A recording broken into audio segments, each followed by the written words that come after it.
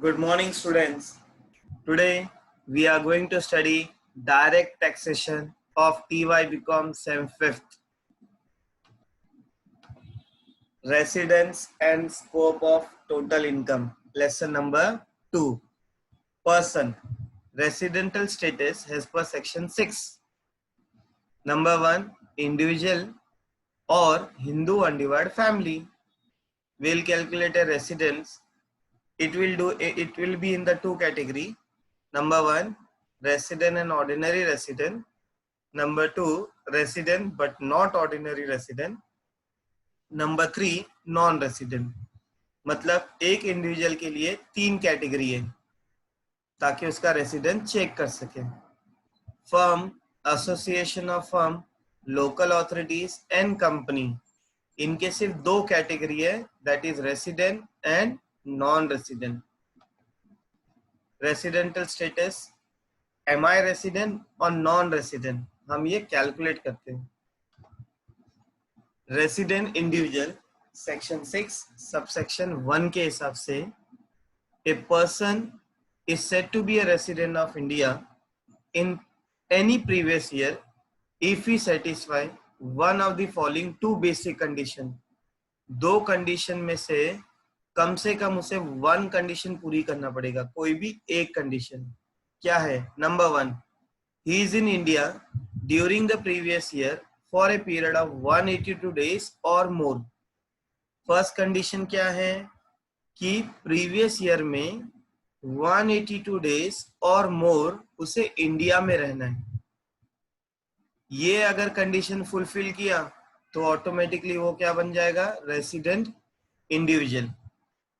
Suppose ये condition नहीं fulfil कर रहा है तो उसके पास और है. Number 1, he is in India for 365 days or more during 4 immediately preceding previous year. That means अपने प्रीवियस ईयर को छोड़ के पीछे के 4 साल में वो कम से कम इंडिया में कितना दिन होना चाहिए? 365 डेज और मोर. दैट मीन्स 4 ईयर में उसे 365 डेज इंडिया में रहना है.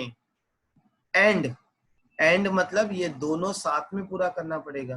And he is in India during the previous year for a period of 60 days और मोर. दैट मीन्स प्रीवियस ईयर में कंपल्सरी उसे कितना दिन इंडिया में रहना पड़ेगा बेटा? 60 डेज रहना पड़ेगा. जब ये दोनों कंडीशन 365 एंड 60 डेज दोनों फुलफिल हो जाएगी तो वो क्या होता है? Resident and individual. लेकिन सेक्शन 6 सबसेक्शन 1 के लिए एक्सेप्शन है. क्या एक्सेप्शन है? Following person have to satisfy only first condition of 182 days. कौन कौन? A citizen of India or a Indian member of a crew of Indian ships who leave India for the purpose of employment. जो भी ship में काम कर रहा है and citizen of India है, उसके लिए सिर्फ पहली कंडीशन पूरी करना है, दैट इज 182 डेज की कंडीशन पूरी करना है, तो ही वो क्या होगा? रेसिडेंट ऑफ इंडिया होगा. Second, a citizen of India or a person of Indian origin who being outside India come on a visit to India. That means एक आदमी जो इंडियन है लेकिन वो फॉरेन में रहने लग गया, लेकिन कभी कभार वो अपने मम्मी डैडी से मिलने आ रहा है. अगर वो 182 डेज इंडिया में रह गया तो वो क्या होगा? रेसिडेंट ऑफ इंडिया होगा. दैट मीन्स ये दोनों के लिए एक्सेप्शन है. कितने दिन का? 182 डेज का. Next, resident and ordinary resident individual.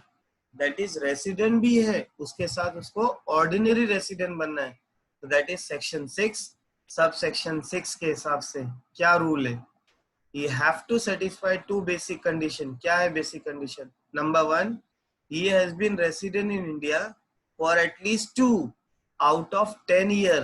मतलब 10 साल में कम से कम 2 साल कहाँ होना चाहिए? इंडिया में होना चाहिए. वो भी कौन सा? इमीडिएटली प्रीसीडिंग प्रीवियस ईयर, मतलब प्रीवियस ईयर छोड़ के इसके पीछे के 2 साल में कंपलसरी उसे कहाँ रहना है, इंडिया में रहना है, आउट ऑफ 10 ईयर में। एंड इसके साथ एक कंडीशन और पूरी करना है, he has been India for a period of 730 days or more in 7 immediately preceding year।